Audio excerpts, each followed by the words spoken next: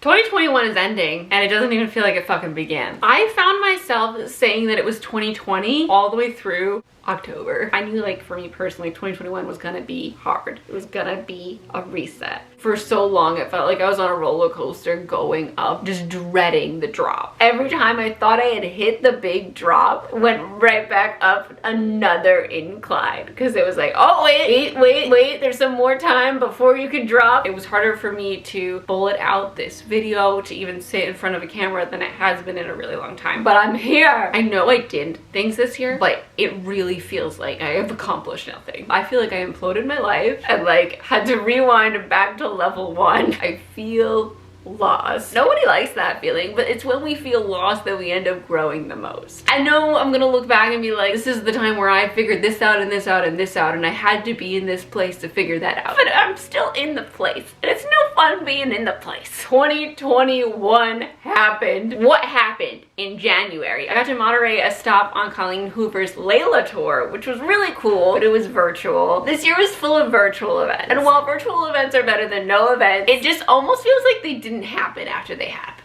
You feel empty after. Whereas when you do an event in person, you feel so full of life and love and happiness and excitement. In January, a lot of my focus went into dog momming because Bellamy was at the groomer in late December when she looked away and Bellamy jumped off the table and broke his kneecap. He had to get surgery. The poor guy wasn't allowed to run or jump for at least 4 weeks. So I had to keep him in this pen all the time and find ways to exhaust him mentally because he's like the most energetic puppy of all time. In January, I also finished another draft of Better Together. At that time, I was also going through this whole crisis about how my boyfriend and I were on this track to a breakup. I went on a million walks around the neighborhood where I would hysterically cry by myself. In February, I met up with my friend Carmen, the photographer, and she did my new author pictures. They came out so good. I feel like I'm gonna do new ones again though because my hair is so different. I started fiddling around with TikTok more. TikTok is such a happy making place to be and I want to be a part of that. I filmed a Shadowhunters recap with props and reenactments and shit. I spent so much time on it. I'm really proud of it. Cassie reposted on her Instagram, which is really cool. It's the end of March. I got my first Moderna shot, which was so freeing to know that I was on the path to being vaccinated and being able to do things without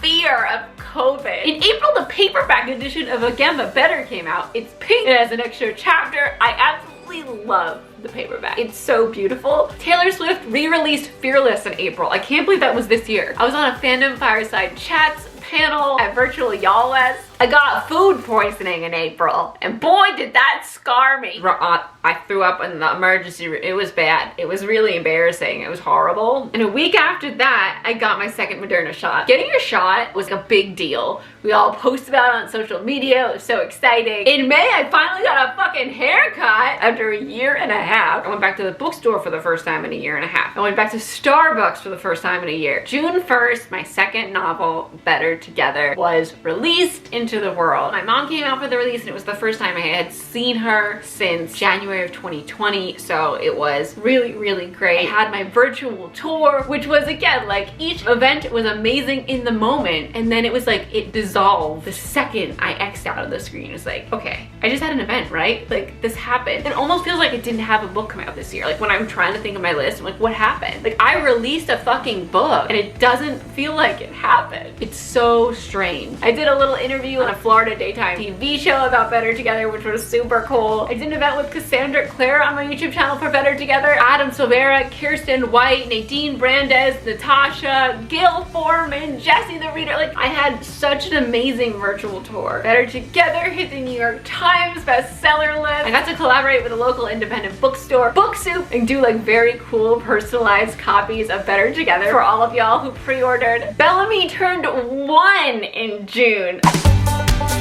Bellamy, you excited for your new toy? Yeah?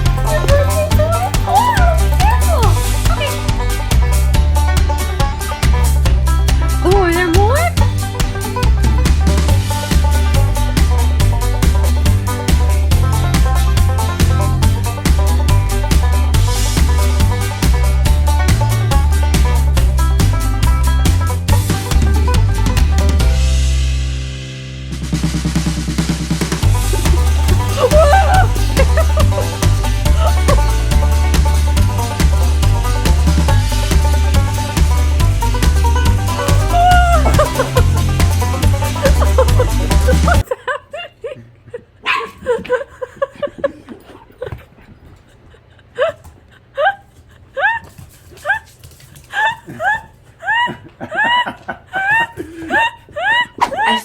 apartment hunting for a new place in June, which was a venture. It was like close to impossible. You would see a listing, go to see it. By the time you got there, like 10 people had already applied. I went to go visit my best friend Katie in Las Vegas, thinking like maybe I'm gonna even look at places out there. It was my first time being overnight away from Bellamy. We went to the Hunger Games exhibit, and there was this part of the exhibit where you actually got to shoot arrows at this really cool virtual screen, like you were in the Mockingjay film. It was so fun and so empowering. And I looked at places out there, but it was so fucking hot. And I saw the listing for the apartment I'm in right now on my way home from Nevada. I called on my way home, and as soon as I got home, I went over, looked at that apartment, applied, and got it 48 hours later. The second half of July, I went home to New Jersey for the first time since the end of 2019. My family rented a house down the shore. I brought Bellamy. It was so much fun. He loved the grass. He got to meet his cousin and his aunts and uncles. At the beginning of August, I went on a weekend trip with my BFFs Katie and Julia. It did rain a lot, but we had a great time. The day after I got back, my mom flew in because it was time for me to move. I was moving during my 31st birthday. It was a chaotic time. I drove back from Utah, turned 31. My mom arrived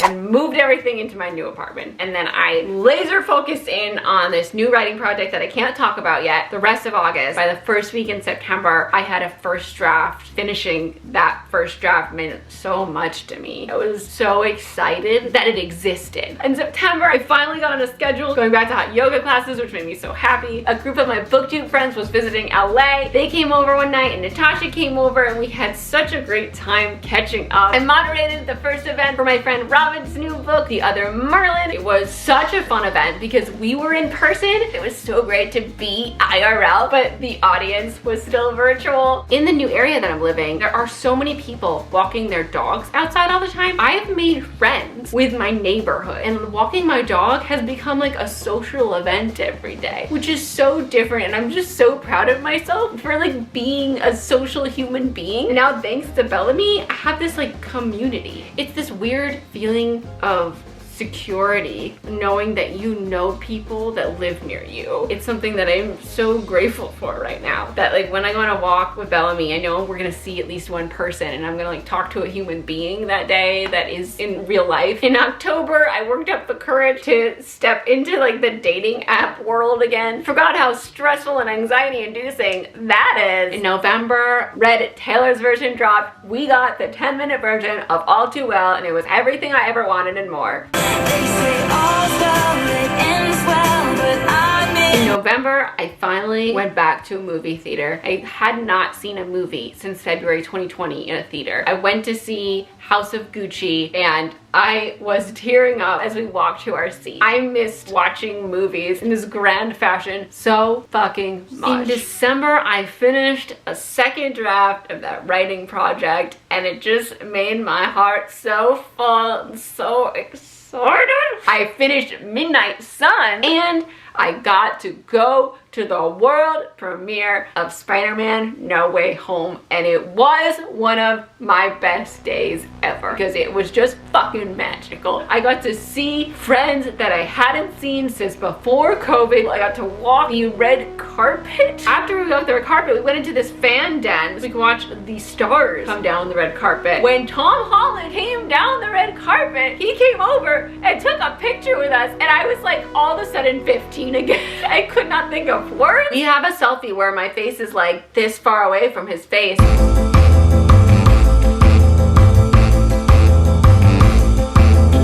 After he left, I was like, ugh. I did like a fangirl squat because I couldn't stand for a second. Spider-Man was just like right here. This is right here.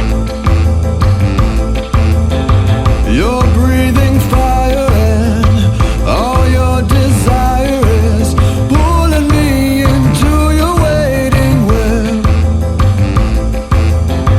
I fall into your eyes, and in the crimson skies you take flight far over my head.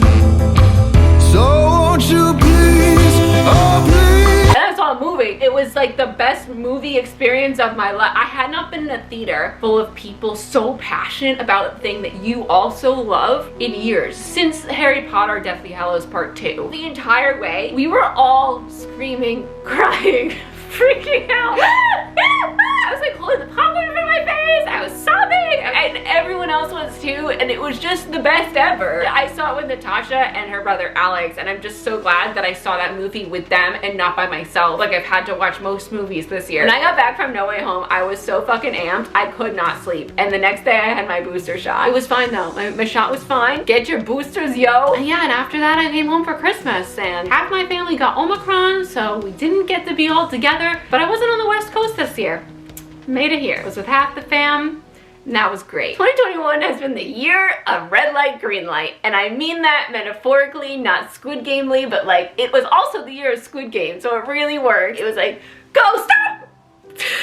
Go stop! What else happened this year? Dune finally came out this year. Survivor came back in September, and for the first time in 6 seasons, a woman won the game. I think I was afraid to set goals last year because I didn't know for sure if COVID would be out of the picture, and it's not. One of my goals was to finish my first draft of book 3, and that's one of the heavy things that's weighing on me as we get to the end of the year. Like, my book 3 is still at the beginning stages. I know I'm gonna get there, but it's gonna take a little longer than I wanted it to. I have a hard time accepting that. Creativity needs time to sit, and I just spent a month going really hard on the other writing project, and my brain needed a fucking break. So that's gonna carry over to my goals for next year. Book 3, maybe a 3rd draft of my other writing project, finding my footing again as a human living by herself. I'm trying more and more to like celebrate the little things. That helps you stay in the moment and live for the now instead of the what's happening next. I hope you had a good year. If it was shitty, I hope you can find the bright spots. We're getting through it, and we're learning. We're getting better at dealing with shit when it's thrown at us. We've got this. We're eventually gonna flounder our way onto the right path. It's gonna be great because we were here. I don't know about you, but I'm feeling 2022. My name's Christine. Thank you so much for watching. I will see you in 2022. It's January, my book's coming out in less than 6 months. This is crazy! My new novel, Better Together, is coming out in like 15 days. I'm going on a virtual tour! The Sky Blues, The Invisible Life of Addie. There are 2 types of people in the world. My 2nd book is out today. By the Night by Ruby.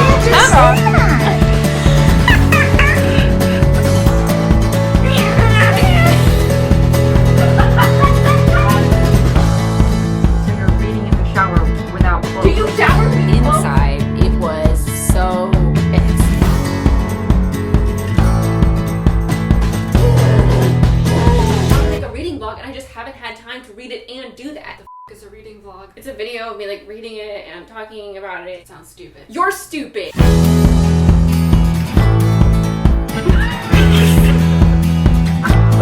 Paul Park.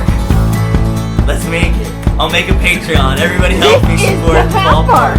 We need $100,000. Hello, I'm Christine, and today I'm fully vaccinated. The answer review. No regret. Not me. Not the money. You. Oh. Oh, damn. Stop describing yourself with oh, damn. Like you're checking yourself out, but you're like a construction worker on the other side of the road.